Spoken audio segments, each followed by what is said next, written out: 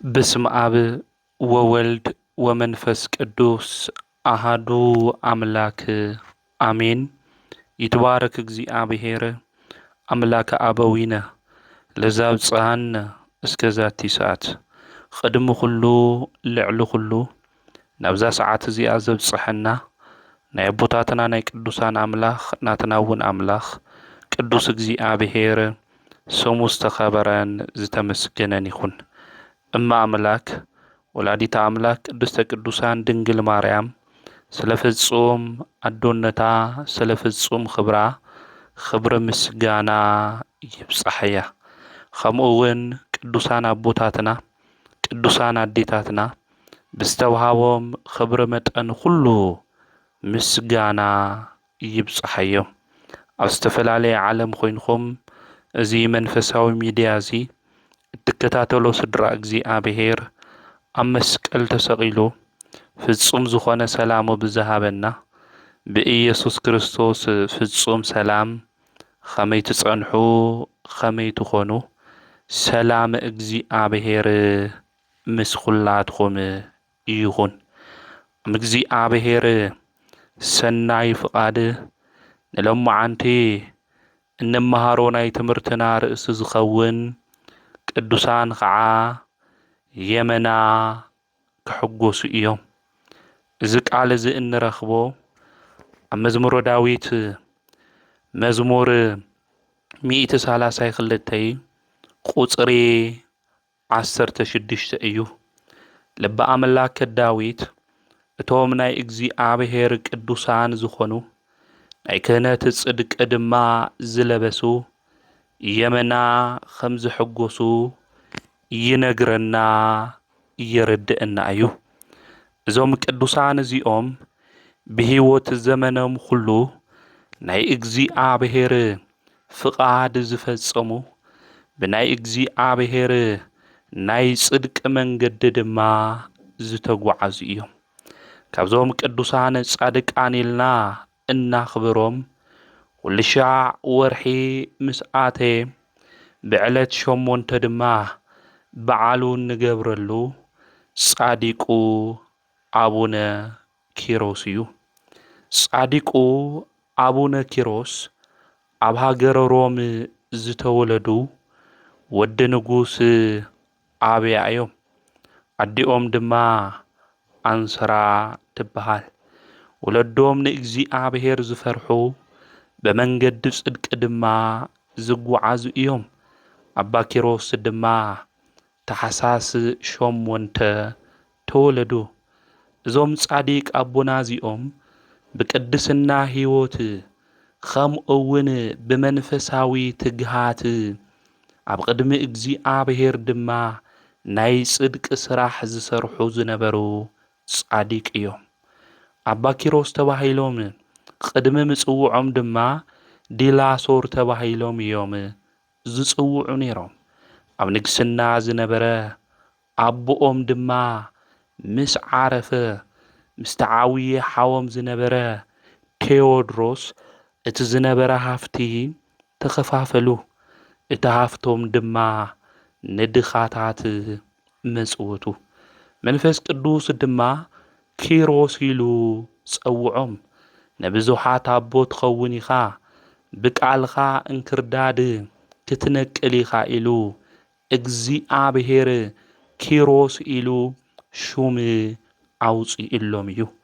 ናይ ሓደ መዓልቲ መንገዲ ኽድ ገዳማዊ መነኩሴ ትረክብ ኢኻ ካብኡ ድማ ልብሰ ምንኩስና ተኸደን ኢሉ እግዚአብሔር ኣዘዞ። እዞም ጻዲቅ አቦ እዚኦም አቦም ኣብ ሃገረ ሮማ እኳ ንጉስ እንተነበረ ናይ አቦኦም በትረ ንግስና ድማ ምቕባል እናኽኣሉ ነገር ግን ብዝበልፅ አገልግሎት ንኣምላኽና ቅዱስ እግዚአብሔር ንምግልጋል ናይዛ ዓለም እዚኣ ፍትወትን ድሌትን ዝነዓቆ ሓቀኛ ምስክር ጻድቅ እዮም። ከምኡውን እግዚአብሔር ናብ ዝኣዘዞም ቦታ ኸዱ። ናብቲ በዓቱ እሱ ምስ በጽሑ ግርምኡ ዘፍርሕ ጸጉሩ ድማ ካብ ርእሱ እስካብ እግሩ ዝበጽሕ ገዳማዊ ሰብ ረአዩ። ኪሮስ መነኩሴ ንምዃን ናባይ መጺኻ በሎ። ኪሮስ ግርምኡ እናድነቐ ቀሪቡ ድማ ተባረኸ። 3 መዓልቲ ምስኡ ጸንሐ። ኦ ኪሮስ ከማይ ክትኸውን ትደሊ ዲኻ በሎ። ጻዲቁ ድማ እወ ብጣዕሚ ደስ ይብለኒ በለ። ናይ ጽድቂ መንገዲ ንክሽከም እቲ ናይ ክርስቶስ መንገዲ ድማ ደልዩ ስለ ዝመጸ እወ ብጣዕሚ ደስ ይብለኒ በለ። ኣብቲ ግዜ እሱ ኣባ በብኖዳ ብደመና ናብ ገዳማ አስቄጥስ ኸይዶም ልብሰ ምንኩስና ድማ ሒዞም መጺኦም ንኣባ ኪሮስ ድማ ኸደንዎ። ጻዲቁ ኣቦና ኣባ ኪሮስ ድማ ካብዚ ግዜ እዚ ናይ ምንኩስና ክዳን ተኸዲኖም ባገልግሎት ድማ ይብርትዑ ነበሩ። ኣቦኦም መንፈሳዊ ኣቦኦም ኣባ በብኖዳ ጸሎተኛ ኣቦ እዮም። ኣብ ሰርክ ድማ ሰማያዊ ህውስቲ ጽዋ ወይኒ ቅዱስ ሚካኤል ኩሉ ሻዕ ሒዙሎም ይመጽእ ነይሩ። ኣባ ኪሮስ እዚ እናረኣዩ እናተዓዘዙ ድማ የገልግሉ ነይሮም። ሓደ እዋን ሓደ ጋሻ ገዳማዊ ናብኦም ይመጽእ። ናብኦም ክመጽእ እንተሎ እንታይ ኢኻ ትበልዕ ኢሉ ይሓቶ። ኣምላኽና እግዚኣብሔር ክህበና እዩ ኢሉ ኣባ በብኖዳ ይናገር። ኣባ በብኖዳ ከምዚ ኢሉ ክናገር እንተሎ እቲ ጋሻ እዚ ሰብ እዚ እዚ መነኩሴ እዚ ኸማና ሰብ የኾነን ድዩ እናበለ እናሃለወ ለምንታይ ከምዚ ክትሓስብ ኢሉ ኣባ በብኖዳ ድማ ከምዚ ተናገሮ ይነግረና። እቲ መልአክ ድማ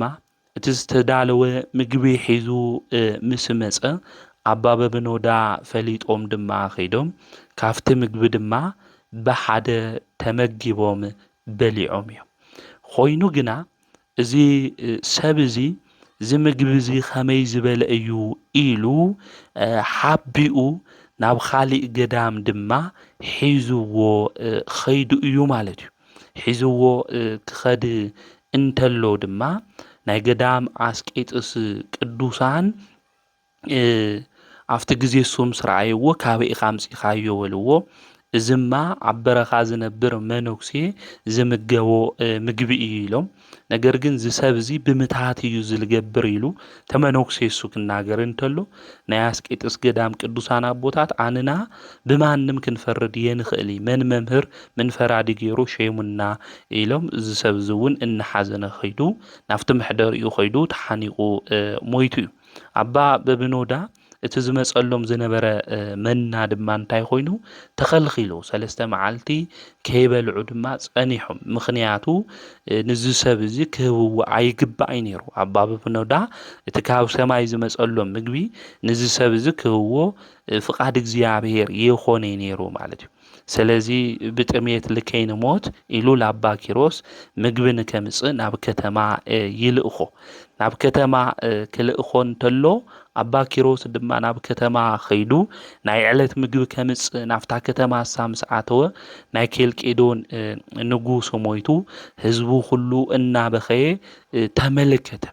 ኣብዚ ግዜ እዚ እንታይ እዩ ዘሎ ኢሉ ሓደሰ። ናይ ኬልቄዶን ንጉስ እዩ ሞይቱ በልዎ። ኣባ ኪሮስ ድማ ንዝሞተ ሰብ እዚ ዝኣክል ነገር ምግባርስ እንታይ ትርጉም እኒአዎ? ኣነኮ ንጉስ ንወዱ መርዓ ዝገበረ እዩ መሲልኒ ነይሩ ኢሎም እቲ ምግቦም ሒዞም ናብ ቦትኦም ይምለሱ። ናብ ቦትኦም ክምለሱ እንተለዉ ግን መምህሮም ኣባ በብኖዳ ዓጽሞም ብቦታ ተበቲኑ ኣንበሳ ክበልዖም እንተሎ ረኸበ። ኣብዚ ግዜ እዚ ኣባ ኪሮስ ብጣዕሚ ሓዘኑ። ጎይታ ንምንታይ ከምዚ ጌርካ? ፍርድኻ ንምንታይ ሃምዚ ኾይኑ? ብመንግስቲ ብምብላዕ ብምስታይ ዝነብሩ ሰባት ብኽብሪ ክቕበሉ ትገብር። ንዞም ኣቦዚኦም ኣቦኦም ኣዲኦም ሰበይቶም ደቆም ዝሓደጉ ሓጎሶም ኩሉ ሓዲጎም ብእምባታት ብበዓቲ ብጾም ጸሎት ዝነብሩ ግን ንምንታይ ስግኦም ንኣራዊት ይብኻ? ኢሉ ኣባ ኪሮስ ሓዚኑ ይናገር ማለት ኣብዚ ግዜ እዚ ድማ ካብዛ መሬት እዚኣ ኣይለዓሊ ይብል እግዚኣብሔር ንምንታይ እዚ ነገር ዝሃም ዝገበረ እስካብለይ ነገረኒ ኣይለዓሊ ኢሉ ን40 ዓመት ሙሉእ ግማሽ ስጉኡ ሰውነቱ እስካብ ዝውዳእ ኣብ መሬት ሃሪሱ ኣብዚ ግዜ እዚ ጎይታ ኢየሱስ ክርስቶስ ብመልኣክ ኣምሳል ተገሊጹ ተጋዳላይ ወይ ከዓ ሓርበኛ ኪሮስ ሰላምታ ንዓኻ ይኹን ኢሉ ኣብቲ ግዜ እሱ መን ኢኻ መልኣክ እግዚኣብሔር ተኮይንካ በስመ አብ ወወልድ መንፈስ ቅዱስ በል ይብሎ ምክንያቱ ለኣዳምና ለሔዋን መልኣክ መሲሉ ሰይጣን ኣስሒትዎም ስለ ዝነበረ ስለዚ በስመ አብ ወወልድ መንፈስ ቅዱስ ኢሉ ኣባ ኪሮስ ካፍቲ ደቂስዎ ዝነበረ ምድሪ ክለዓል ክብል እንተሎ ኣቲ ምድሪ ስጋይ ተሓዝኒ ኢሉ ፈጢኑ ድማ ተለዓለ ጎይታ ምዃኑ ድማ ፈለጦ ሰውነቱ ድማ እንታይ ገበሮ ናፍቲ ዝነበረ ናይ ቀደም ሰውነቱ ንክምለስ ጎይታ ገበረ ኣብዚ ግዜ እዚ ኪሮስ ንስኻ ቤተሰብኻ ዘርእኻ ደቅኻ ኩሉ መንግስትኻ ሓዲግካ ናይ ማርያም ወዳ ዝኾነ ኢየሱስ ክርስቶስ ተኸቲልካ ኢኻ ስለዚ ብዙሕ ዋጋ ትረክብ ኢኻ ብምድሪ ድማ ከማኻ ዝበለ ትዕግስቲ ለለዎ የረኸውኺ ስለዚ ነቲ መነኩሴሱ ቅዱሳተይ ንምንታይ ኢኹም ሂብኹሞ ኢሉ ንኣባ ኪሮስ ይሓቶ ስለዚ ኣባ በብኖዳ ብኣራዊት ስጉኡ ንክበልዕዎ ዝገበርኹ ብዚ ምኽንያት እዚ እዩ ኣብ ቅድመይ ምእንቲ ንከይውቀስ ኢሉ ተናገሮ ኣባ ኪሮስ ድማ ስራሕኻ ኩሉ ኣምላክ ቅዱስ እግዚኣብሔር ሓቂ እዩ ከምኡ እውን ቅንዕና ዘለዎ ፍርዲ ኢሉ ንኣምላኽ ቅዱስ እግዚኣብሔር ድማ እንታይ ገበረ ኣመስገነ ማለት እዩ ስለዚ ጻዲቁ ኣባ ኪሮስ ስለ ካልኦት ዝጭነቕ ስለ ካልኦት ድማ ዝጽሊ ጻዲቅ ኣቦ እዩ ማለት እዩ ከምኡ እውን ኣብ ገዳም እኩይ ተግባር ዝገብሩ ዝነበሩ ሰባት ነቶም ሰባት እሶም ንከጥፍኦም ንጋብ እግዚኣብሔር ጸልዩ እግዚኣብሔር እውን ነቶም ሰባት እሶም ኣጥፊእዎም ደሓር ግን እዞም ሰባት እዚኦም ኣሰሓይቶምኒ እዮም ኦ ጎይታ መልሶም ኢሉ ብጸሎቱ ድማ ቶም ሰባት እሶም ተመሊሶም ብቅድስና ልክነብሩ ካብ ፍርዲ መዓት ድማ ከምልጡ ዝገበሩ ጻዲቅ እዮም ኣባ ኪሮስ ኣብ ዘመኖም ኩሎም ድማ ትጽሊ ተለው እምቤተይ ድንግል ማርያም ዘክርኒ እናበሉ ዝጽልዩ ዝነበሩ ጻዲቅ እዮም እዞም ጻዲቅ እዚኦም ድማ ሓምለ 8 ብ270 ዓመቶም በዓለ ዕረፍቶም እዩ ነዚ ኦርቶዶክሳዊ ተዋህዶ ቤተ ክርስቲያን እውን ንዞም ቅዱሳን እዚኦም ብሂወቶም ዘመን ሁሉ ንኣምላኾም ንቅዱስ እግዚኣብሔር ዝሐጎሱ ከምኡ እውን ናይ ጽድቂ ክህነት ሒዞም ድማ ንብዙሓት ሰባት ካብ ሓጢኣት መንገዲ ንዘውፅኡ በዓላቶም እትዝክር ከምኡ እውን ሽሞም እትጽውዕ ብዚ መንገዲ ምዃኑ ክንፈልጥ ክንርዳእ ይግብአና ስለዚ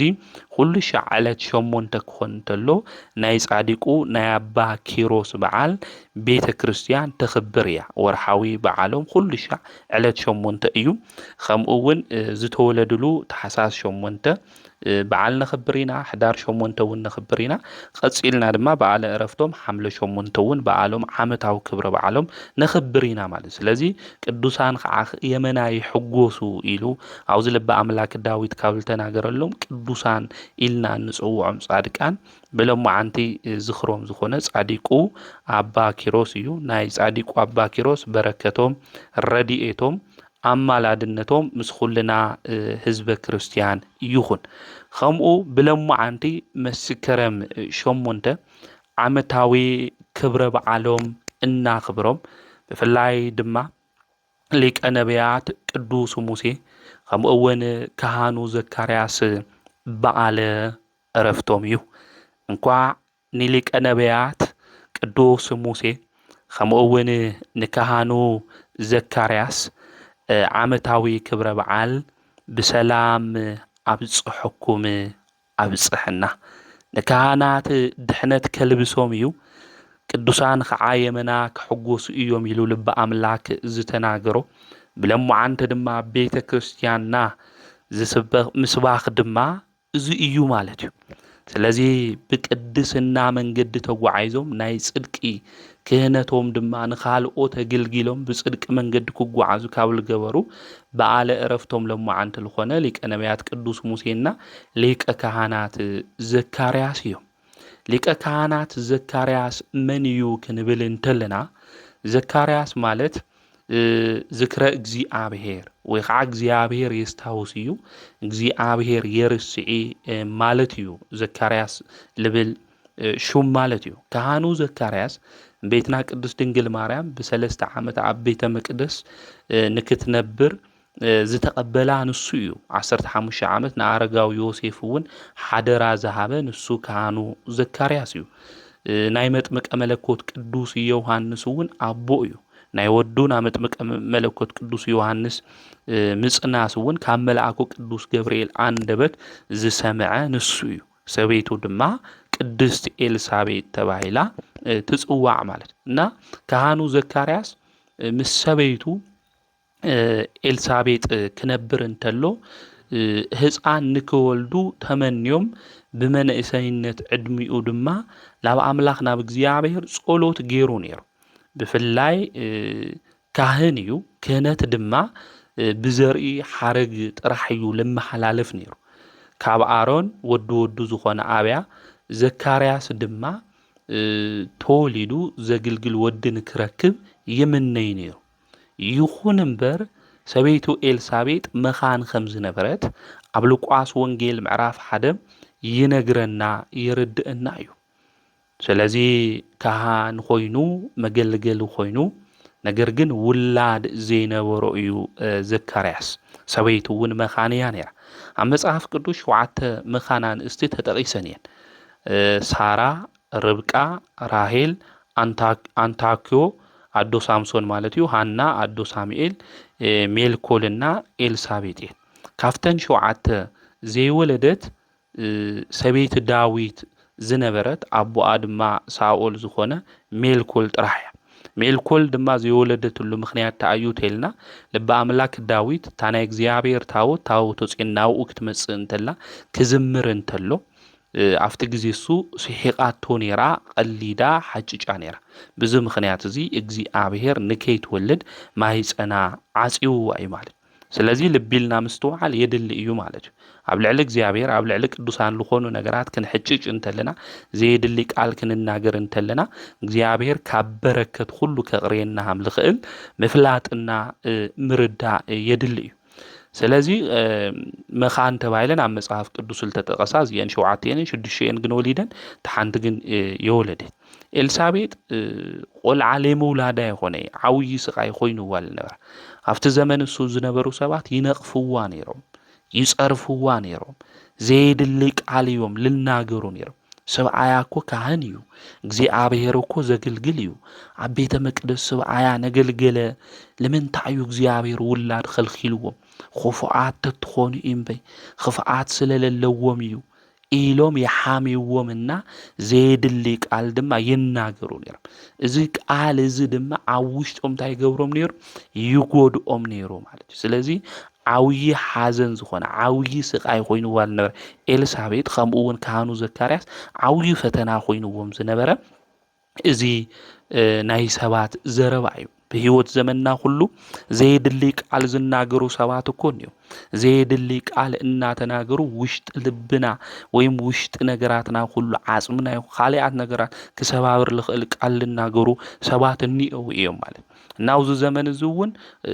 ይነቅፉዎም ነይሮም የዋረዱዎም ነይሮም እግዚአብሔርም ስለዚህ ፈትዎም ኮዩ ንሱውን ካህን ኮይኑ ሰቁል የግልግልሎም በይ እግዚአብሔር እኮ ረስዒዎ እዩ ነበሉ ይናገሩ ነይሮም እዞም ሰባት እዚኦም ግን ቅዱስ መጽሐፍ ከነግረና እንተሎ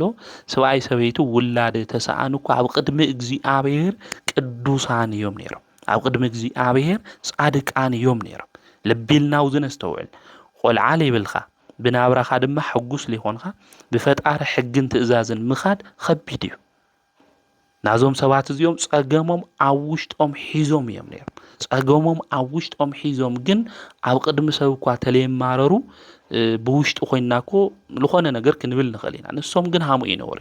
ኣብ ቅድሚ እግዚአብሔርም ኣብ ቅድሚ ሰብም ለአምላኽ ለእግዚአብሔር ለይማረሩ እዮም ነይሮም ንኣምላኾም ለእግዚአብሔር ውላድ ክህቦም ይልምኑ ነይሮም እምበይ ኣብ ቅድሚ እግዚአብሔር የማረሩ ነይሮም። ጸገሞም ሽግሮም ኩሉ ኣብ ውሽጦም ሒዞም ለኣምላኾም ለእግዚአብሔር ለየማረሩ ቅዱሳን እዮም ማለት እዩ። ኣብ ስቃይ ውሽጢ ኮይኖም ልብን ኾላሊትን ዝምርምር ኣምላክ ኣብ ቅድሚኡ ጻድቃን እዮም ነይሮም ማለት እዩ። ገዛኻ ብቆልዓ ብስሓቅ ተመሊኡ ጥዕናኻ ተሓልዩ ሃፍቲ ንብረት ከይጎደለካ እግዚአብሔር ምምላኽ ብዙሕ ልከይጽግመና ይኽእል እዩ። ሲኢና ኣብ መከራ ውሽጢ ኮይንና ጸርፊ ብዙሕ ነገራት ኣብ ልዕሌና ናሃለዉ ግን ጻዲቕ ኮይንካ ምርኻብ ግን ዝገርምን ዘድንቕን እዩ ማለት እዩ። ስለዚ ኤልሳቤጥና ካህኑ ዘካርያስ ህይወቶም ትንርኢ ተለና ብጣዕሚ ልገርም እዩ። ኣብ መከራ ፈተና ተኾኑ እኳ ናይ መረረት ህይወት የነበሮም እዩ ማለት እዩ። ሓደ ሻዕ ንሕና ኣብ ቅድሚ ሰብ ልከይነማረር ንኽእል ኢና። ብጎይታይ ሕጉስ እዩ ኣምላኸይ ክበኒ እዩ ኣምላኸይ ተለይሃበኒ እውን ናዩ ፍቓድ እዩ ንብልና። ካብ ሰባት ክውል ኢልና ግን ቤናቱ ንኾን ተለና ግን ነማረር ኢና ማለት እዩ። እዚኦም ግን ኣብ ቅድሚ እግዚአብሔር ጻድቃናት ነበሩ ኢሉ ኣብ ቅድሚ እግዚአብሔር ዘየማረሩ ኣብ ቅድሚ እግዚአብሔር ድማ ለመስግኑ ቅዱሳን ምንዋሮም እዩ። ወንጌላዊ ቅዱስ ሉቃስ ኣብ ምዕራፍ 1 ካብ ቁጥሪ 5 ጀሚርና ክናነብብ ተለና ልነግረና ማለት እዩ። ከመይ ዝበለ ትዕድልቲ እዩ ወገናተይ። ነገራት እኳ ተሰኣኑ እግዚአብሔር ይህብ እግዚአብሔር ድማ ይወስድ ኢሎም ብትዕግስቲ ለኣምላኾም ለእግዚአብሔር ልጽበዩ ነበሩ ጻድቃናት እዮም ማለት። ስለዚ ዘካርያስና ኤልሳቤጥ ቆልዓ ተለመኑ እግዚአብሔር ኣምላኽ ክህቦም ይኸኣለ። ናይ መንእስነት ዕድመኦም ድማ ሓለፈ። ኤልሳቤጥ ናይ ማህፀና ፍሬ ከይረኣየት ዘካርያስ ዝትክኦ ዘርኢ ከይረኣየ ከም ካህን ልማድ ድማ ንቤተ መቅደስ ኣገልግሎት ከይተክአ ኣረገ። ድሕሪ ብዙሕ ዓመታት ግን ቅዱስ ገብርኤል መጺኡ ኦ ዘካርያስ ጸሎትካ ተሰሚዑ አሎ። እዚ ብጣዕሚ ልገርም ቃል እዩ። ኣብዚ ኣብ ሉቃስ ወንጌል ምዕራፍ 1 ለሎ ቃል እዩ። ሉቃስ ወንጌል ምዕራፍ 1 ብደንቢ አንብብዎ ኢኹም እና መጺኡ ቅዱስ ገብርኤል እንታይ ኢልዎ ጸሎትካ ተሰሚዑ ኢልዎ። ኣብዚ ቁጥሪ 13 እቲ መልአክ ድማ ዘካርያስ ጸሎትካ ተሰሚዕልካ እዩ እሞ ኣይትፍራሕ ሰበይትካ ኤልሳቤጥ ወዲ ክትወልደልካ እያ ኢልዎ። ከመይ ዝበለ ደስ ልብል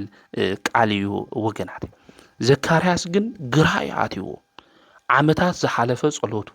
ቅድሚ ዘመናት ዝተመነየ ድሌቱ ሕዚ ተሰሚዕልካ ክበሃል ተሎ ንሓጎሱ ዓቕሚ እዩ ስኢኑ መጽዋዓይ ሰሚር ለይሉ እኳ ክዝምር የኽኣለይ ዘካርያስ። ንሕና ልኾነ ነገር ክግበረልና ተሎ ኣምላኽ ገይርልና ወላዲታ ኣምላኽ ጌራትልና ቅዱስ ሚካኤል ቅዱስ ገብርኤል ጸሎተይ ሰሚሩ መጽዋዓይ ድማ ሰሚር ለይልና ንዝምር ኢና። ዘመናት ምስ ሓለፉ እዩ እስካብ እርጋኖም ብመንእሰይነት ዕድሞኦም ልለመንዎስ እግዚአብሔር ኣጋ እርጋኖም ጸሎትካ ተሰሚዑ ኢሉ ንዘካርያስ ነጊሩ። ንእግዚአብሔር አሰራርሑ እኮ ወገናት ይገርም እኮ እዩ። ብህይወት ዘመንና እኮ ተመነናዮም ሃበና ልወልናዮም ነገራት እኮ ብዙሓት እዮም። እግዚአብሔር ግን ለይሃበና ክኾን ይኽእል እዩ። ሃም ዘካርያስ ግን ጸሎትካ ተሰሚዕልካ ይትብለና ተሎ ድሕሪ ዘመናት ጸሎትና ምስ ረሳዕና እዩ። ኣብ ነገራትና ኩሉ ተስፋ ምስ ቆረጽና ጸሎትካ ተሰሚዑ እዩ ክብለና ተሎ እግዚአብሔር ከመይ ዝገርም ቃል እዩ ማለት። ስለዚ እግዚአብሔር ተደንጎየ ልቅድሞ የለይ ተባሂሉ ኣብ ትንቢተ ዕንባቆም ምዕራፍ 2 ቁጥሪ 3 ተጻሓፈ ለዚ እዩ ማለት። ስለዚ ኣምላኽና ቅዱስ እግዚአብሔር ዝለመናዮ ነገር ከይገበረልና ሱቕ ልብል ኣምላክ ሃምለ ይኾነ ዕለት ግን ካብ ምምራር ላብኡ መጺና ድማ ክንልምኖ ሃም ልግብአና ምስትዋስ ልቢ ክንብል ይግብአና ማለት። እና ዘካርያስ ራእይዎ ተመልከቱ። ናምላኽና ቅዱስ እግዚአብሔር ኣሰራርሑ ብጣዕሚ ድንቅ እዩ። ዝለመናዮ ነገር ከይተገበረልና ክንዓርግ ክንኾን ንኽእል ኢና። ንዘካርያስ ግን ፍቓዱ ኮይኑ ኣብ ኣጋ እርጋኑ ኣንእስቲ ካብ ዝወለድኦ ነቢይ ወይ ከዓ ድማ ቅዱስ ብላዕሊ ዝኾነ ቅዱስ መጥምቀ መለኮት ኣምላኹ እግዚአብሔር ለጥምቕ ዮሐንስ ሰባኪ ሐዋርያ ሰማዒት እግዚአብሔር ንክወልዱ ፍቓዶም ኮይኑ እዩ ማለት። ስለዚ ዘካርያስ ሃምዚሉ ተመልአክ ክነግሮ ተለኮ ደንጊጹ ኮይ ካብ ዘመናት ብዙሓት ትጸሎቱ ታይገይርዎ ይረስዕዎ። ዘካርያስ ተረስዕ እኳ እግዚአብሔር ኣይርስዕ ማለት እዩ። ስለዚ ልቢልና ክነስተውዕል ይግብአና። ጸሎትና ጌርና ክደኽመና ይኽእል እዩ። ብተደጋጋሚ ለሚናዮ እግዚአብሔር ለይገበረልና ክኾን ይኽእል እዩ። ነገር ግን ንሕና ክንርስዖ ተለና ኣምላኽና ቅዱስ እግዚአብሔር ግን ዝጸልናዮ ነገር ለይርስዕ ኣምላኽ እዩ ማለት። ስለዚህ ነገራትና ሁሉ ኣብ ለድሊ ቦታ ልህብ ኣምላኽ ምዃኑ ኣምላኽና ቅዱስ እግዚኣብሔር ፈሊጥና ለምኑ ክዋው አንኳሕኩሕ ክኽፈተልኩም ይልበለና ቅዱስ ኣቦ እሞ ንለምን ነው ናንኳሕኩሕ እሱ ድማ እንታይ ክገብር ሃም ለድልየና መጠን ክበና እዩ ማለት ናዚ ዘካርያስ እዚ እስካብ እርጋኑ ግዜ ንኣምላኹ ለእግዚኣብሔር ልተጸበየ እዩ ማለት እና ሞጺኡ ቅዱስ ገብርኤል ድማ ጸሎትኻ እንታይ ኢልዎ ተሰሚዑ ኢልዎ ኣጋ እርጋኑ ማለት እዩ ኣጋ እርጋኑ ሃሙ ኢሉ ምስ ተናገሮ ሰበይተይ እኮ መኻንያ ይኾነ ኢሉ ኣብዚ ግዜ ዝተናገሮ እንታይ እዩ ኣነ ኣሪገ እየ ሰበይተይ ድማ ኢሉ መዋዕላ ሓሊፉ እዩ እዚ ከመይ ኢሉ ክኾን ይኽእል ኢልዎ እቲ መልአክ ድማ ከም ዝበሎ ኣነ ኣብ ቅድሚ እግዚኣብሔር ዝቐውም ገብርኤል ነዚ ክነግረካን ከብስረካን ናባኻ ተለኣይኻ ኣለኹ እዚ ነቲ ብግዚኡ ዝፍጸም ዘረባይ ስለዚ ኣመንኻ እዚ ነገር እዚ እስካብ ዝፍጸም ባሃም ክትኸውን ምዝራብ ክትስእን ኢኻ በሎ እዩ ዝብል ና ዘካርያስ እዚ ነገር እዚ ክቕበሎ ይኽኣለ ስለዚ እንታይ ኢልዎ ባሃም ክትኾን ኢኻ ምዝራብ የትኽእልን ኢኻ ብሎ ሰበይቱ ኤልሳቤጥ ድማ እዩ ዝብል ጠነሰት ድሕሪ መዓልትታት ሰበይቱ ኤልሳቤጥ ጠነሰተን 5 ኣዋርሕ ድማ ንባዕላ ሓብአት ጎይታይ ብዘመን መዓልትታት እዚኣተን ተመልኪትኒ ነተን ኣብ ቅድሚ ሰብ ዝነበረኒ ውርደተይ ኣርሐቐለይ በለት ኣብ ቅድሚ ሰብ ዝነበረኒ ውርደተይ ኣርሐቐኒ እግዚኣብሔር ድማ ተመልኪትኒ እዩ በለት ሃም ኤልሳቤጥ እግዚኣብሔር ጸሎተይ ሰሚዕኒ እዩ እግዚኣብሔር ተመልኪትኒ እዩ እግዚኣብሔር ውርደተይ ካባይ ኣርሒቕለ እዩ እንብለሉ ዘመንና ግዜ ይኹነልና ወገናተይ እዚ ዘመን እዚ ናይ ኤልሳቤጥ ሰባት የሸማቅቕዋ ስለ ዝነበሩ ሰባት ይጸርፍዋ ስለ ዝነበሩ ሰባት የዋርድዋ ስለ ዝነበሩ ጎይታይ መዓልትታት እቲኤን ተመልኪቱ እዩ በለት እተን ዝበኸናለን እተን ዝነባዕናለን እተን ዝሓዘናለን ዘመንና ግዜ እግዚኣብሔር ተመልኪቱ ከዚ ናይ ሰሓቕ ዘመን እዩ ንጸሎትኩም ዝጸለኹሞ መልሲ እትረኽብሉ ግዜና እዋን ንክብለና ንኣምላኽና ናይ እግዚኣብሔር ቅዱስ ፍቃድ ይኹነልና ስለዚ ንካህኑ ዘካርያስ እግዚኣብሔር ምስ ዓረገ ጸሎቱ መሊሱሉ ናይ ጸሎቱ መልሲ ድማ ሃቦ ዮሐንስ መጥምቕ ድማ ተወለደ ቅዱስ ዮሐንስ መጥምቕ ኣብ ዝተወለደሉ ግዜ ጎይታና መድኃኒትና ኢየሱስ ክርስቶስ እውን ድሕሪ 6 ወርሒ እዩ ተወሊዱ ኣብዚ ግዜ እዚ ሰብኣ ሰገል ናይ ኣይሁድ ንጉስ ዝተወለደሉ ኣበ እዩ ኢሎም ናፍቲ ቦታ እሱ መጺኦም ነይሮም ኣብዚ ግዜ እዚ ዝነበረ ንጉስ ሄሮድስ ድማ ደንገጸ ዝገበሮ ነገር ድማ ትሕቲ 2 ዓመት ንዘለዉ ህፃናት ሁሉ ብሰይፊ ንከሞቱ እዩ ገይሩ ኣብዚ ግዜ እዚ ኣዴና ቅድስተ ቅዱሳን ድንግል ማርያም ምስ ወዳ ምስ ኢየሱስ ክርስቶስ ምስ ሰሎሜ ከምኡ እውን ምስ ኣረጋዊ ዮሴፍ ተሰዲዳ እያ ነይራ ኤልሳቤጥ እውን ወዳ ዮሐንስ ንከይሞት ካህኑ ዘካርያስ ሒዝኽዮ ኽዲ ኢልዋ እዩ ኣብዚ እዋን እዚ ብመልአክ ብስራት ቅዱስ ዮሐንስ ከም ዝተወለደ ነቲ ንጉስ ነገርዎ መልእኽተኛታት ልኢኹ ድማ ናፍቲ ቤተ መቅደስ ኣበየኒኦ ወድኻ በልዎ ሰበይቱ ሒዛቶ ከም ዝኸደት ምስኡ ድማ ከም ዘየለ ነገሮም ነሳቶም ግና ኣብ መሰዊኢ ማእኸል ቀተልዎ ካህኑ ዘካርያስ እታ ብቅድሚ እግዚኣብሔር ዘግልግል ካህን እዞም ኣብቲ ዘመን እሱ ዝነበሩ ሰባት ብግፍዒ ብኸምዚ መንገዲ እዮም ቀቲሎሞ ብሎማዓንቲ መስከረም 8 ሰማዕትነት ድማ ተቐቢሉ እዩ ኣምላኽ ቅዱስ እግዚኣብሔር ድማ ካብ ኣቤል ጀሚሩ እስካብ ናይ ባራኪ ወዱ ዝኾነ ኣብ ቤተ መቅደስ መሰዊኢ ዝተቐተለ ዘካርያስ ፍዳ እቲ ኣብ ምድሪ ዝፈስስ ደም ኩሎም ጻድቃን ኣባኻትኩም ክበጽሕ እዩ ኢሉ ተናጊሩ እዩ። ስለዚ ካህኑ ዘካርያስ ኣብ መንጎ ቤተ መቅደስን መሰውእን እዩ ብግፍዒ ተቐቲሉ። እዚ ኣረጋዊ ካህን እዚ ኣብ ቤተ መቅደስ ብምሟቱ ድማ ናዩ ደም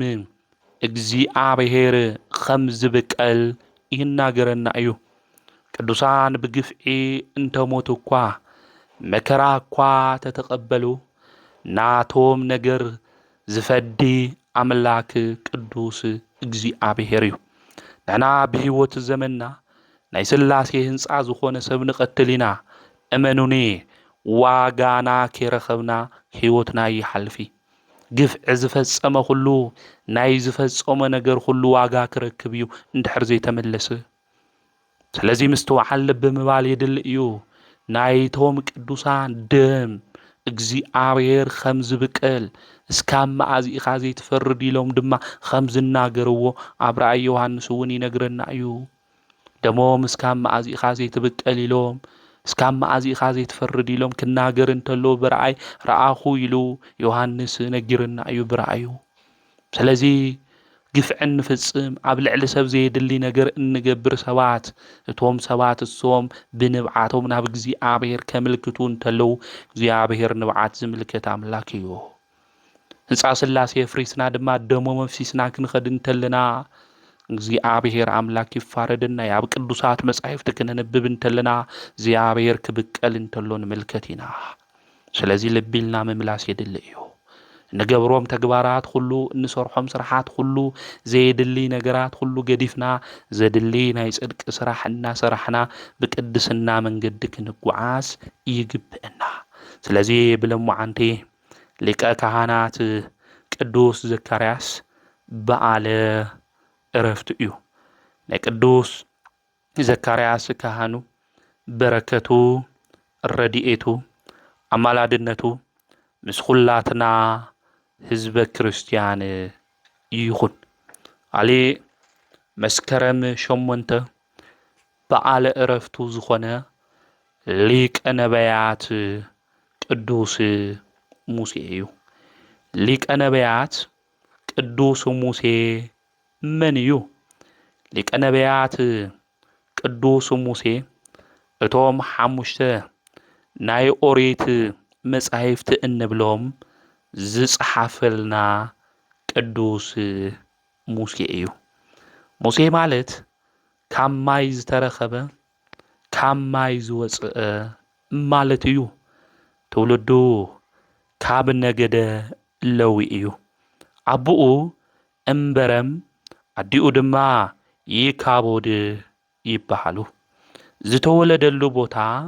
ኣብ ግብፂ እዩ። እስራኤላውያን ወዲ እንድሕር ወሊዶም ንክሞት ናይ ግብፂ ፈርዖን ትእዛዝ ዓዚዙ ነይሩ። ነተን መዋልዳን ዝነበራ ፎሃን ሲጳራን ዝተባሃላ ድማ እዚ ነገር እዚ ንክገብራ ትእዛዝ ተዓዚዙ ነይሩ። ንሰን ግን ንእግዚአብሔር ዝፈርሓ እየን ነይረን።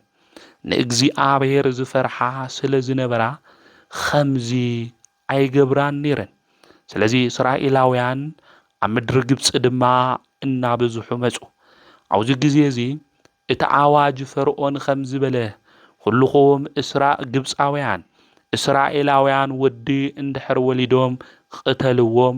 ወይ ከዓ ናብ ባሕሪ ደብሪዎም ዝብል ትእዛዝ ኣዘዘ። ደቂ ኣንስትዮ ተተወሊደን ግን ከይትቀትሉ ኢሉ ትእዛዝ ኣዚዙ ነይሩ። ኣብዚ ዘመን እዚ እዩ ሊቀ ነቢያት ቅዱስ ሙሴ ተወሊዱ። ኣብዚ ግዜ እዚ ሊቀ ነቢያት ቅዱስ ሙሴ ምስ ተወለደ ብፍላይ ድማ ኣዲኡ ንሰለስተ ወርሒ ሓቢኣቶ ነይራ። ንሰለስተ ወርሒ ምስ ሓብአቶ ድማ ኣብ ሳንዱቕ ዓሽጋ ኣብ ገምገም ሩባ ድማ ቀመጠቶ። ለይቲ ለይቲ እናኸደት ድማ ተጥበዎ ነበረት። ብመዓልቲ ድማ ሓፍቱ ማርያም ትሕልዎ ነበረት። ኣብ 7ይ መዓልቱ ተርሙት እትበሃል ጓል ፈርዖን ድማ ምጽእት ናብኡ ዝመጸትሉ ኣካላታ ክትሕጸብያ ምጽያ ናብኡ ምስ መጸት ሳንዱቕ ድማ ረኣየት እቲ ሳንዱቕ ድማ ምስ ተኸፈተ ብጣዕሚ ደስ ዝብል መልክዑ ሕፃን ምልኩዕ ምስ ረኣየት ንክትዕብዮ ናብ ገዝኣ ናብ ቤተ መንግስቲ ሒዛቶ ኸደት ናብ ቤተ መንግስቲ ሒዛቶ ምስ ኸደት ድማ ኣጥብያ ትዕብየለይ ሰባበይ ረክብ ኢላ ክትናገር እንተላ ማርያም ሓፍቱ ድማ ብቐረባ ትከታተል ስለ ዝነበረት ኣነ ከምጽእ ልኽዶ በለታ ተርሙት ድማ ተሓጒሳ እወ ኣምጽእለይ በለታ ማርያም ድማ ኩሉ ነገር ናዲኣ ነገረታ ኣዲኣ ድማ ምጽእት ዝወለደቶ ኣዲኡ ድማ ኸም ሞግዚት ኾይና ንክትዕብዮ ተቖጸረት ነወዳ ክትዕብዮ እንተላ ድማ ስለ እስራኤላውያን መንነት ስለ እስራኤላውያን ስርዓት እንታይ ምዃኑ ሕገ እግዚኣብሔር እናምህረት እያ እዕብያቶ ነዚኣ ቤተ ክርስቲያን ኣዴታት ክመሃራ ከም ዝግብእን እትነግረና ምኽንያቱ ህፃናት ብህፃንነቶም ዕድመ ብዙሕ ግዜ ዝሕልፉ ምስ ወለዶም እዩ ስለዚ ምስ ወለዶም ስለ ዝኾነ ብቐረባ ድማ ምስኦም ዝውዕላ ኣዴታት እየን ስለዚ ኣዴታት ንዚ እዩ ናይ እግዚኣብሔር ቃል ዝተምሃራ ክኾና እኒአወን ዝበሃል ናይ ሙሴ ኣዲኡ ኢካቦድ ነምህረቶ እያ ዓብያ ናይ እግዚኣብሔር ቃል እናምህረቶ ስርዓት እንታይ ምዃኑ እናነገረቶ ንስኻ ኣብ ቤተ መንግስቲ እኳ እንተኾንኻ ሕግን ትእዛዝን ከምዚ ኢሉ ወፂልና እዩ ኣዴኻ ኣነ እየ እዞም ግብፃውያን እዚኦም ንዓና ብዙሕ ነገር ይገብሩና እዮም ስለዚ መንነትኻ ሕግኻ ስርዓትኻ ከም ዕብራውያን እዩ እናበለት ተምህሮን ትግስጾን ነበረት ስለዚ ኣዴታት ደቅኸን ንምምሃር ኣዕማደ ቤተ ክርስቲያን ንምምሃር ኣዕማደ ምስጢር ንምንጋር ምስጢራት ቤተ ክርስቲያን ንምንጋር ስለ ናይ እግዚኣብሔር ነገር ንምንጋር ናይ ቅዱሳን ነገር ንምንጋርና ንምምሃር ለደቅና መጀመርያ በዓልና ልተምሃርና ክኾን ይግብአና ናይ ቅዱስ ሙሴ ኣዲኡ ብዚ መንገዲ እዚ ተምህሮን ትግስጾን ነበረት ከም ሞግዚት ኮይና ተምህሮ ነበረት ኣብኡ እንተዓበየ እኳ ሙሴ ናይ ፈርዖን ጓሉ ዘዕበየቶ ተባሂሉ ሽሙ ክጽዋዕ እየደለየን ምስ ህዝቡ ምስ እስራኤላውያን መከራን ክቕበል ፈተወ እምበር ኢሉ ኣብ ዕብራውያን መልእክቱ ቅዱስ ጳውሎስ ከም ዝነገረና ሙሴ ወዲ ፈርዖን ክበሃል የደሊ ነይሩ ኣብ ቤተ መንግስቲ ኮይኑ ብብዙሕ ሓፍቲ ክነብር ኣይደሊ ነይሩ ምስ ህዝቡ ግን መከራ ክቕበል ይደሊ ነይሩ እቲ ዓስቢ እናተመልከተ እዩ ዝብለና ንሕናስ ብክርስትና ሃይማኖት ውሽጢ ክንነብር እንተለና ኣብ ክርስትና ውሽጢ ዝርከብ ዋጋ ልክንረክብ በብዙሕ ጻማ ድኻም ክንጓዓዝ ሃም ልግብእና ቤተ ክርስቲያን ከተምህረና እንተላ ዓስቢ ናይ ክርስቶስ ምእንቲ ክንረክብ ተምህረና እንተላ ትይወት እሱን ናፍቆዶ ንኾን ስለዚ ካብ ብዙሕ ሓፍቲ ካብ ብዙሕ ንብረት ይቕረየና ኢሎም ዝተኸተሉ ዓስቢ ክርስቶስ ዝበሃዎም ዋጋ ዝሓሰቡ ቅዱሳን እዮም ናዮም መንገዲ ክንኽተል ምእንቲ ኢና ዕለት ዕለት ኣብ ስንክሳር ዝተጻሓፈ ዕለት ዕለት ኣብ ገድሊ ዘሎ ታሪኮም እናምጻና እንመሃር ምኽንያቱ ናይ ቅዱስና መንገዲ ዝተጓዓዙ ንሳቶም እዮም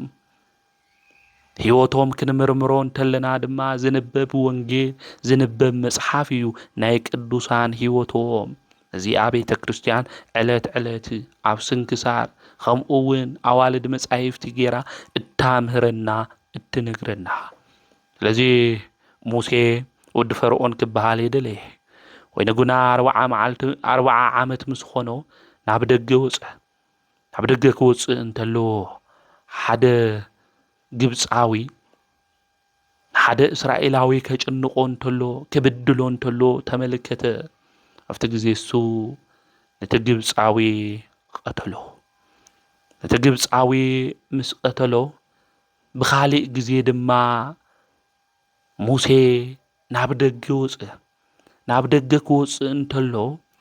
እስራኤላውያን በዓል ንባዕሎም ክበኣሱ እንተለዉ ርኡ ንምንታይ ኢኹም ትበኣሱ ኢሉ ከተዓርቆም ክመጽእ እንተሎ መን ንዓኻ መተዓረቂ ጌርካ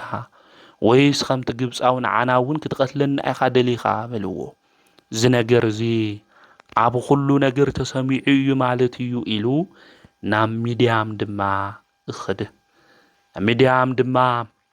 ምስ ኸደ ካህኑ ዮቶር ኣብኡ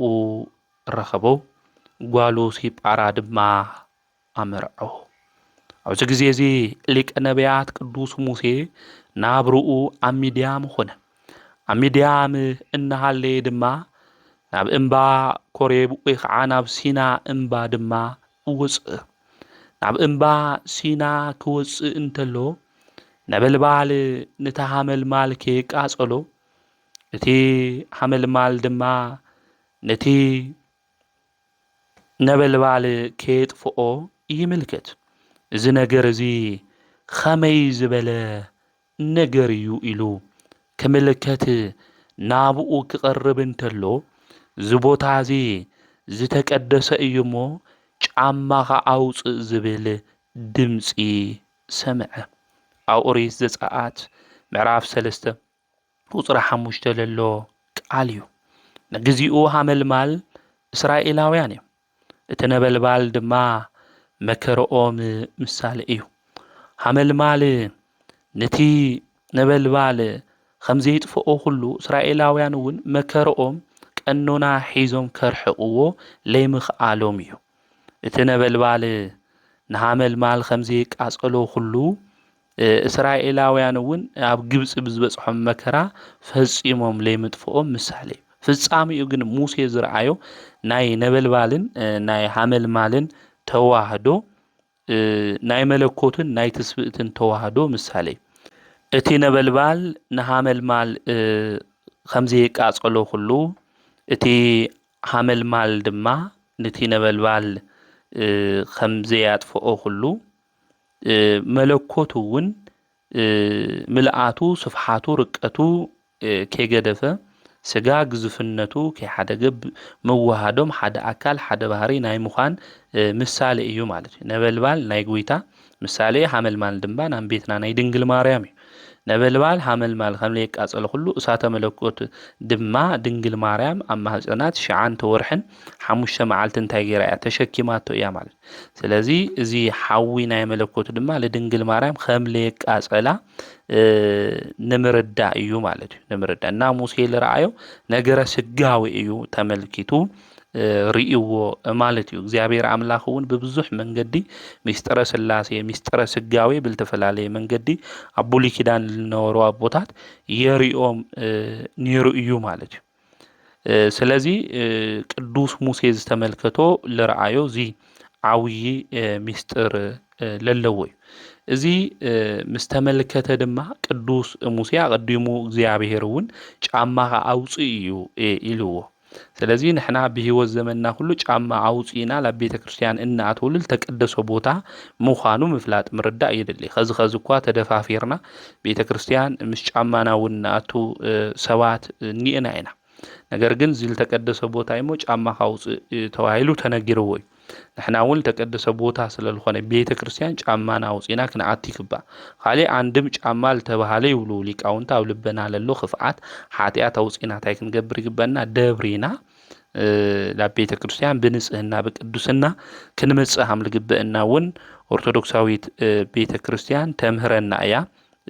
ትነግረና እያ ማለት ስለዚ እዚ ኣብ ሲና እምባ ዝረኣዮ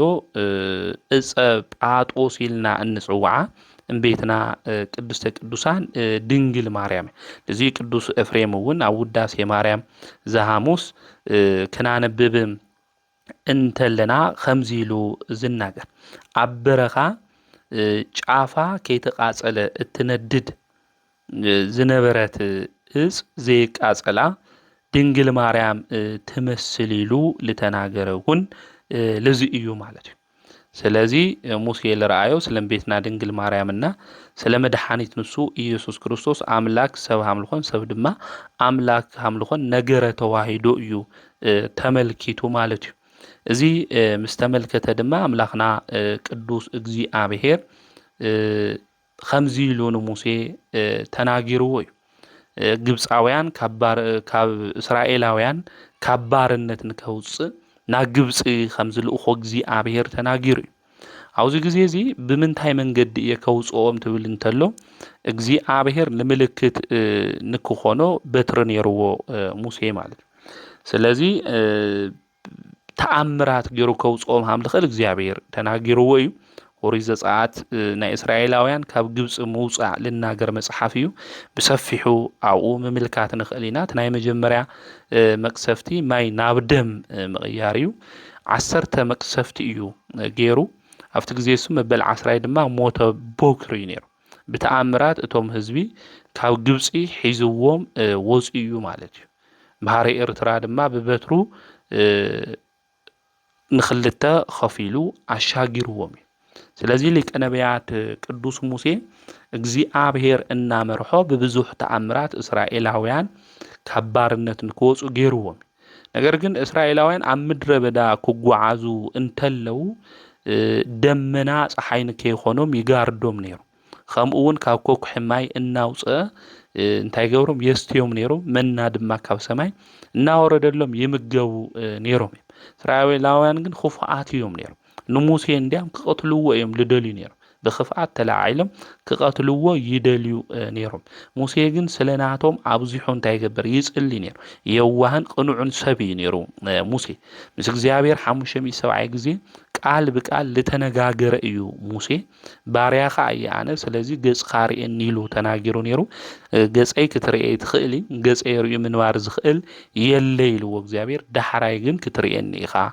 ኢልዎ እዚ ማለት ካብ ቅድስተ ቅዱሳን ካብ ድንግል ማርያም ተወሊደ ኣብ ደብረ ታቦር ክትርኤኒ ኢኻ ማለቱ እዩ ከምኡ እውን ቃሉ ተፈጺሙሉ ሊቀ ነቢያት ቅዱስ ሙሴ ምስ ሞተ ድሕሪ ብዙሕ ዘመናት ካብ መቃብር መጺኡ ጎይታና መድሓንና ኢየሱስ ክርስቶስ ስጋ ማርያም ለቢሱ ኣምላክ ሰብ ኮይኑ ሰብ ኣምላክ ኮይኑ ኣብ ደብረ ታቦር ርኢዎ እዩ ተመልኪትዎ እዩ ስለዚ ኣምላኽና ቅዱስ እግዚኣብሔር ልለመናዮ ልመና ብግዚኡ ልከይፍጽመልና ክኾን ይኽእል ኣብቲ ልበልናዮ ማለት ሙስ ሞትና እውን ፍቓዱ እንድሕር ኮይኑ ካብ መቃብር ኣልዒሉ እቲ ንምነዮ ነገር ከርኤና ልኽእል ኣምላክ ምዃኑ እውን ምፍላጥ ምርዳእ የድሊ እዩ ሙሴ እግዚኣብሔር ላብ እምባ ክድ ክብሎ ተሎ ላፍቲ ከረንሱ እምባ ክኸድ እንተሎ 40 መዓልቲ 40 ለይቲ ክጸንሕ እንተሎ ከምኡ እውን ጽላት ክቕበል እንተሎ ኣብቲ ግዜ ሱል ዝነበረ ኣሮን እንታይ እዮም ኢሎሞ ሙሴ ይሃሉ ኣይንፈልጢ ስለዚ ብቅድሜና ዝኸዱ ኣማልክቲ ስራሕልና ኢሎም ጣዖት ከምልኹ እንተሎ ሙሴ ረኺብዎም ጣዖት ከምልኹ እንተሎ ሙሴ ምስ ረኸቦም ትሒዝዎ ዝነበረ ጽላት ብጣዕሚ ተቆጢዑን ተናዲዱ እንታይ ገይሩ ማለት እዩ ደብሪ ወይ 3000 ሰባት ድማ ሞይቶም እዮም ማለት እዩ ስለዚ እስራኤላውያን ብጣዕሚ ለሽግሩ ዝነበሩ ሰባት እዮም እግዚአብሔር ተመገቦም ብዙሕ ነገር ተገበረሎም ነገር ግን ኣምልኮተ ጣዖት እናምለኹ ካብ እግዚአብሔር ሕግ እናውፅኡ ዘሽግሩ ሰባት እዮም ነይሮም ኣም እስራኤላውያን ከዝውን እናሽግሩ ብዙሓት እዮም እግዚአብሔር ብምሕረቱ እግዚአብሔር ብፍቅሩ ክጓሴና እንተሎ ክመርሕና እንተሎ ለኣምላኽና እግዚአብሔር ለይንእዘዝ ልብና ብትዕቢት ኮይኑ ናብ ካሊእ ልቢ ጣዖት ገንዘብ እናምልኽ ናብ ካሊእ ዓለም ገጽና እናዝር ብዙሓት ኢና ማለት እዩ ስለዚ እስራኤላውያን ብዚ መንገዲ እዚ ብጣዕሚ ዘሽግሩ ሰባት እዮም ና40 መዓልቲ መንገዲ ኮነሎም ነይሩ ና40 ዘመን መንገዲ ልኾነሎም እውን ብዚ ክፍኣቶምና ብልቢ ደንዳና ምዃኖም እዩ ዘርድአና ቅዱስ መጽሓፍ ክናንብብተን ሊቀ ነቢያት ቅዱስ ሙሴ እውን እዚ ዓመሎም ዝኹሉ ተሸኪሙ ይመርሖም እዩ ነይሩ ማለት እዩ እንዲያም እግዚአብሔር እዚኦም ጣዖት የምልኽሎም ስለዚ ለኻሊእ ህዝቢ ኣነ ነብይ ገይረ ክሸመካ እዞም ህዝብ እዚኦም ከጥፎም ክብል እንተለኮ እዞም ህዝብ እዚኦም ካብ ተጥፎም ለኣይ ካብ ህይወት መዝገበ ጥፈአኒ ልበለ የዋህ እዩ ሙሴ ማለት እዩ ሞቱ ንዝምነይሉ ክቐትልዎ ንዝደልዩ ንዛማርሩ ህዝበ እስራኤል ጸባያም ድማ ንዘሽግሩ ሰባት ንኦም ካብ ተቐትሎም ስለኣይ እንታይ ግብረኒ ካብ ህይወት መጽሓፍ ደምሰኒ ኢሉ ቅዱሳን ሃምዚ እዮም ማለት እዩ የዋሃን እዮም ሰባት ንክድሕን ልከይጠፍእ ንእግዚአብሔር ዝልምን እዮም ቅዱሳን ማለት እዩ ስለዚ ቅዱስ ሙሴ እውን የዋሃን ቅኑዕን ዝነበረ ንእግዚአብሔር ነብይ እዩ ማለት እዩ ስለዚ ንኦም ካብ ተጥፎም ላይ ካብ ህይወት መጽሓፍ እንታይ ግበረኒ ደምስሰኒ ኣጥፍእኒ ኢሉ ልተናገረ ኣብ መወዳእታ ግን ዘመኑ ሁሉ ኣኺሉ ማለት እዩ ሊቀ ነቢያት ቅዱስ ሙሴ 120 ዓመት ምስ ኾኖ እግዚአብሔር ንኢያሱ ወልደ ነዌ ንክትክኦ ነጊርዎ ከምኡውን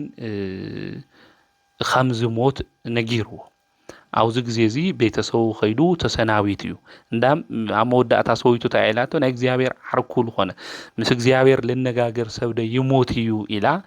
ተናጊራቶ እያ ማለት እዩ ስለዚ ቤተሰበይ ደቀይ ከመ ክኾኑ እዮም ኢሉ ሙሴ ይሓስብ ነይሩ ነገር ግን ኣምላኽ ቅዱስ እግዚኣብሔር ኩሉ ልኽእል ኩሉ ልገብር ጎይታ ምዃኑ ዘመን እውን ሃም ዝበፅሐ ተናጊርዎ ዓርቢ ኢኻ ትሞት ኢልዎ ጎይታ ስለዚ ዓርቢ ኢኻ ትሞት ስለለሎ ዓርቢ ሃም ተገነዘሰቡ ኮይኑ እዩ ልጽበዮ ነይሩ ነገር ግን ነዊሕዎ ድሕሪ 7 ዓመት ላው ዝኾነ እምባ ክጽሊ ምስ ኸደ ኣብኡ መሬት ንቆፈሩ መቃብር ንቆፈሩ ክልተ ሰባት ይረክብ ዞም ክልተ ሰባት እዚኦም ቅዱስ ሚካኤልና ቅዱስ ገብርኤል እዮም መላእክቲ እዮም ታማ ትገብር ኣለኹም ኢልዎም ኣይ ልሞተ ሰብ እኒኦስ ንቁፍር ኣለና ግን ልልክዐልና ሰብ የለይ ይብሉ ሙሴ ድማ የዋህ ስለዝነበረ ኣነ እሞ ልልክዐልኩም ኢሉ ላፍቲ መቃብር እሱ ምስ ኣተወ መልአከ ሞት መፅኡ እንታይ ገይሩ ነብሱ ወሲድዋ ይብሎም መዓንቲ መስከረም 8 ማለት እዩ ስለዚ ቅዱስ ሙሴ መቃብሩ ኣበይ ምዃኑ እስራኤላውያን ልከይፈልጥዎ እግዚአብሔር ገር ምክንያቱ መቃብሩ ተትፈልጥዎ ነይሮም ንሙሴ እንታይ ገይሩ ከምልኽዎ ነይሮም መና ልመገበና ምድረ በዳ ልመርሐና ባሕሪ ድማ ከፊሉ ለሻገረና እሱ ኢሎም ከምልኽዎ ነይሮም ስለዚ ናይ ምምላኽ ኣመል ስለለለዎም እግዚአብሔር ስለልፈልጥ እንታይ ገይሩ ናብ ሙሴ መቃብር እስራኤላውያን ልከይፈልጡ ገይርዎ ስለዚ ቅዱስ ሙሴ ዝቀበርዎ ቅዱሳን መላእክቲ እዮም ማለት እዩ እንዲያም ሰይጣን ና ቅዱስ ሙሴ መቃብር ንእስራኤላውያን ክገልጽ ኣብ ዝበለ ግዜ ኣብ ይሁዳ መልእኽቲ ቅዱስ ሚካኤል ከም ዝኸልከሎ ይነግረና የርድእና እዩ ማለት እዩ እና ሊቀ ነቢያት ቅዱስ ሙሴ ብለማዓንቲ በዓለ ዕረፍቲ እዩ ናይ ሊቀ ነቢያት ቅዱስ ሙሴ የዋህ ዝኾነ ነቢይ ማለት እዩ በረከቱ ረድኤቱ አማላድነቱ ምስ ኩላትና ህዝበ ክርስቲያን ይኹንና ካህናት ከይለብሱ ጽድቅ ካህናት ኻስ ጽድቅ ይለብሱ ድሕነት ይለብሱ ከም ተባለ ሁሉ ካህናት ኮይኖም ንህዝቦም አገልግሎም ህዝቦም ድማ ብጽድቅ ክኸድ ለገበሩ